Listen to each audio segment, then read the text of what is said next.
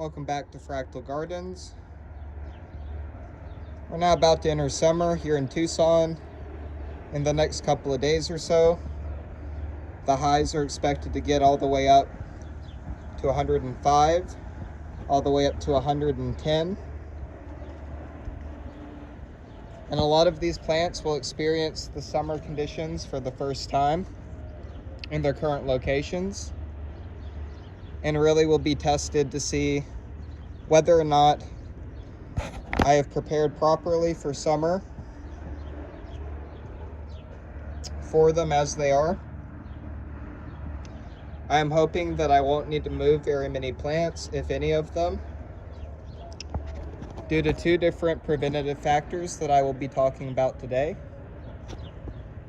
The very first one, and perhaps the most obvious one, is finding ways to limit the light exposure and heat exposure on the vegetative growth and various branches of these different tropical plants. So obviously the way this is done is through shading. The plants that can take the full sun in the afternoon and these extreme weather conditions we see here are these guys that I have on my western side, including my stone fruits, my pomegranates, my mulberries.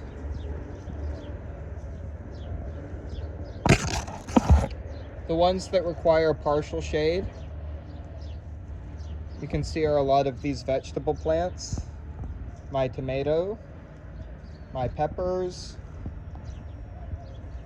pumpkins, bananas, apples, and then these guys over here get the most afternoon shade.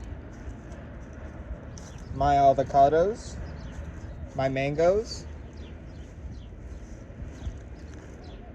apples, pears,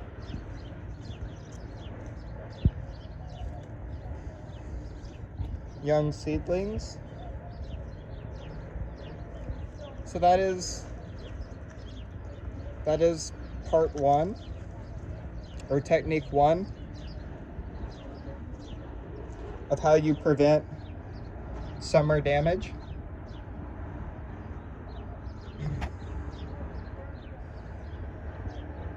The second important way you prepare for summer is by mulching.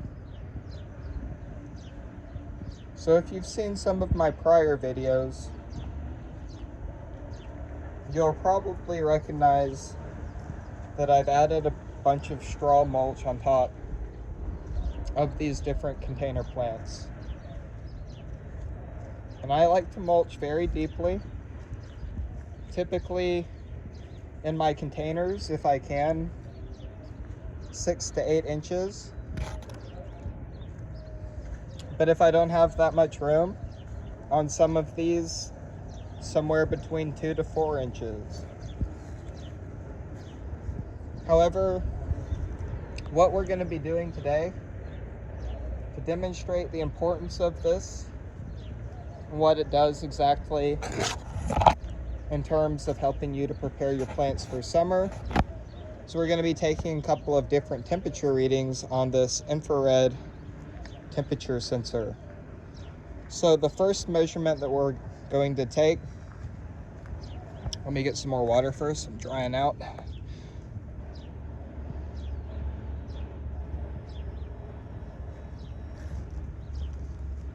It's currently about 103 outside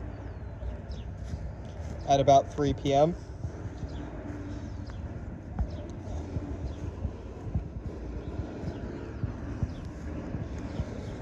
All right, so the first measurement that I'm going to be taking today is an unmulched bit of soil, and we're going to see just how hot it is in the afternoon in the full sun on the surface layer of soil in one of these container plants.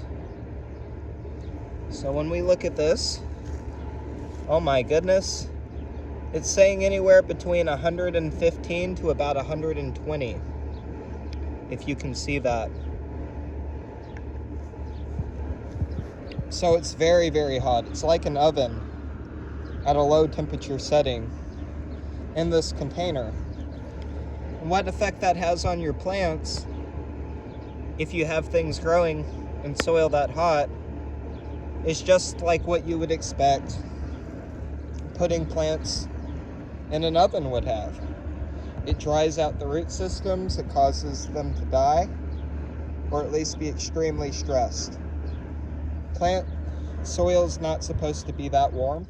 All right, so the second temperature that we're going to be taking today is the mulch temperature out here in the full sun. So it's reading something similar to what the soil was. It's saying about 110. And if I put it in a little bit of the shade of the tree here, this pomegranate, it's reading somewhere close to 110. So it's roughly the same temperature as what the unmulched soil layer is. Now the next measurement that I'm going to be taking is the temperature of the soil inside of the mulch. So when I put that up, it's reading at 89 and 88, 91. So roughly about 90 degrees. Or in other words, about 10 to 15 to 20 degrees cooler than what it would be otherwise.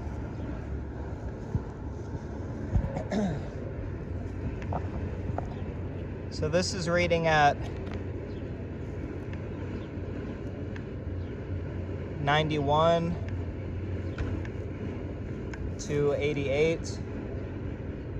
So anywhere between 15 to 25 degrees cooler than what is the unmulched soil layer that we take over here. So we can see clearly mulching the soil helps to cool down the root systems, insulate the plants, and preserve water loss in the summer conditions we see in a place like Tucson. The final measurement that we're going to be taking is to see what it looks like here in these plants that have been given complete afternoon shade, both on the mulch layer and on the surface soil layer. So on my mango here, it is reading at 93. We can see that is 88. So roughly about what the soil temperature was out in the full sun is what we see on the surface of the mulch here in the complete shade. And then if I measure the soil down here, oh my, 82. I think I read, oh there we go, even lower, 72 to 77 to 75. So wow, that's an extreme difference there. So right here in the shade, the soil temperature is 75. In the complete sun, it's 90. In the unmulched complete sun, it was reading like an oven, about 110 to 115. So you do the math on that, that's roughly about 25 to 35, depending on the precise measurement there in terms of the range of temperatures, just by adding a simple layer of mulch and putting things in shade.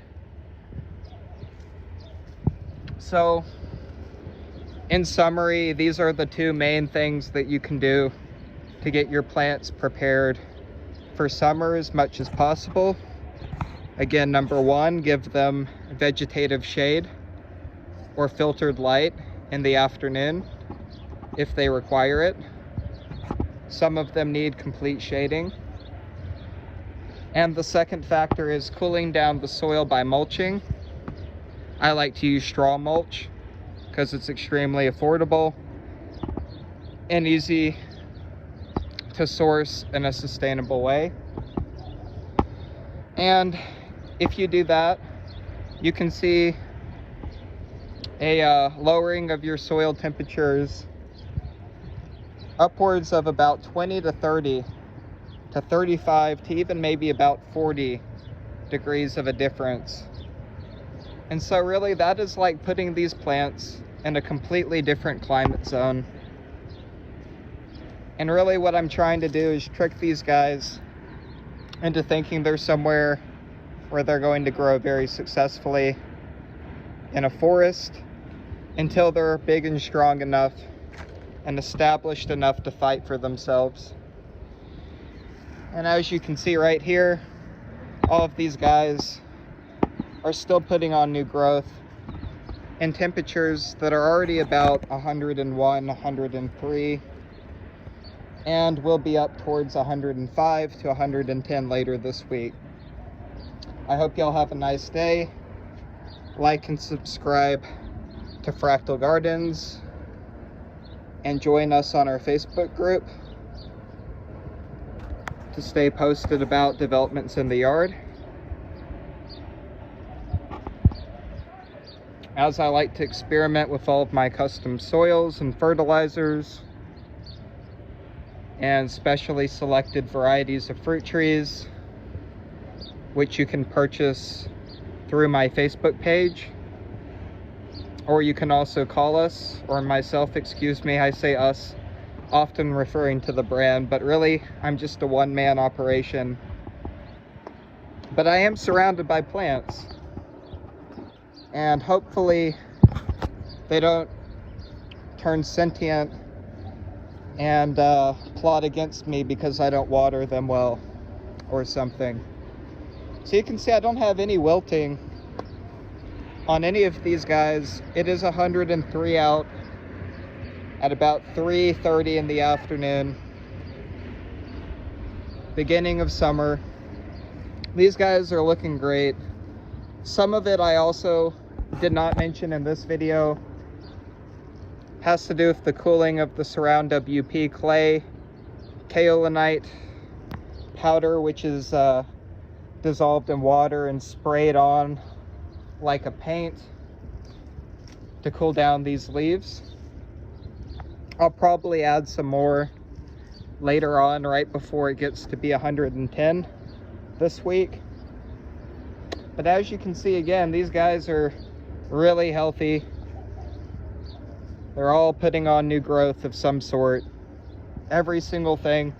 I've not lost one plant this entire season. I wonder if any other nursery can say that. I mean, yeah, a lot of those guys out there have a lot of plants. But do they love them enough? They create their own custom soils and fertilizers and hand water them personally every single day, and also don't have any losses this season. Only good looking plants that get better over time.